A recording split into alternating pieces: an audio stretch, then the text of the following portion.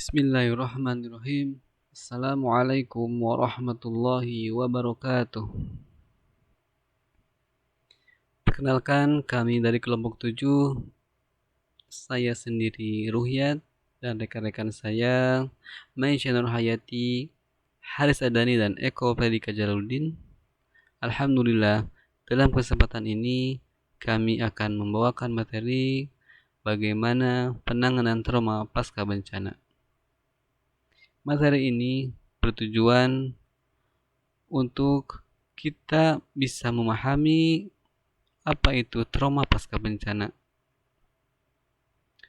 dan bagaimana penyebab terjadinya trauma pasca bencana dan cara mengatasi trauma pasca bencana dan upaya yang dilakukan oleh konselor untuk mengatasi atau menangani masalah psikologis anak pasca bencana. Pertama-tama, kita sebelum melakukan penanganan trauma pasca bencana, maka kita harus memahami apa arti tentang trauma pasca bencana. Trauma terjadi karena tidak adanya kesiapan individu di dalam menghadapi suatu kejadian.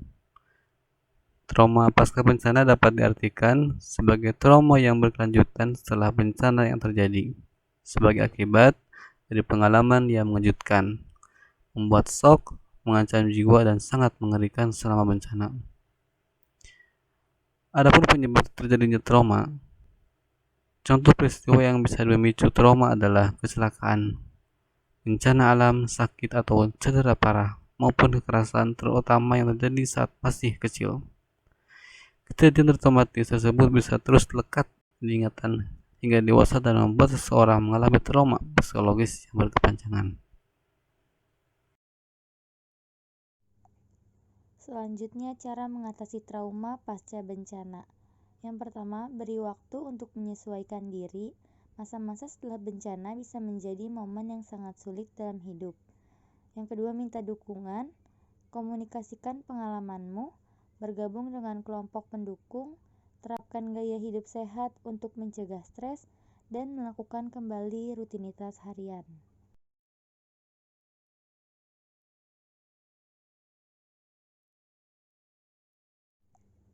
Berikutnya upaya yang dapat dilakukan untuk pemulihan psikologis anak pada korban bencana alam.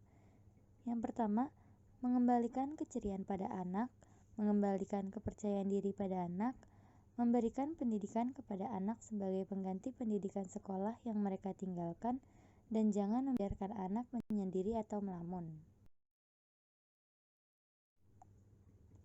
Trauma dapat menyebabkan post-traumatic stress disorder atau PTSD pada korbannya. PTSD adalah gangguan kesehatan mental yang muncul setelah seseorang mengalami kejadian yang menyebabkan trauma.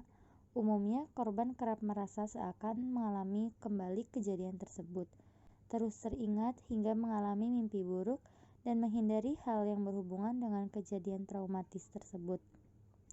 PTSD perlu diatasi dengan segera dan tepat agar kondisi ini tidak semakin parah hingga mengganggu kelangsungan kehidupan korban. Oleh karena itu, salah satu cara untuk menanganinya adalah dengan trauma healing.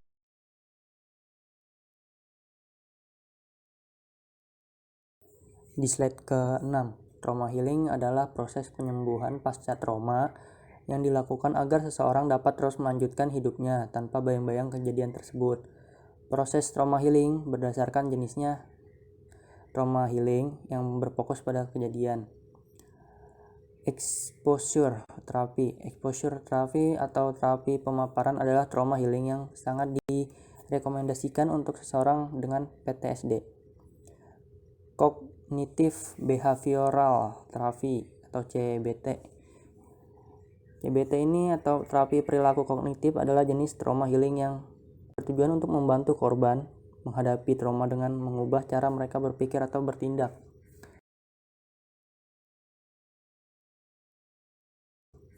Selanjutnya di slide ke-7, trauma healing yang tidak berfokus pada kejadian.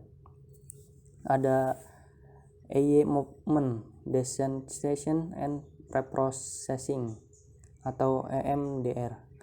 Jadi proses MDR akan dilakukan dengan meminta korban untuk menceritakan kembali kejadian traumatis itu yang dialaminya sambil memerhatikan hal lain, misalnya dengan memerhatikan gerak jari terapis atau hal lainnya.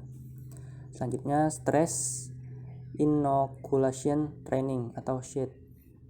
Trauma healing yang satu ini akan mengajarkan korban beberapa cara untuk menghilangkan stres dan menjadikan lebih rileks, misalnya dengan belajar teknik pernafasan atau pijat dan sebagainya.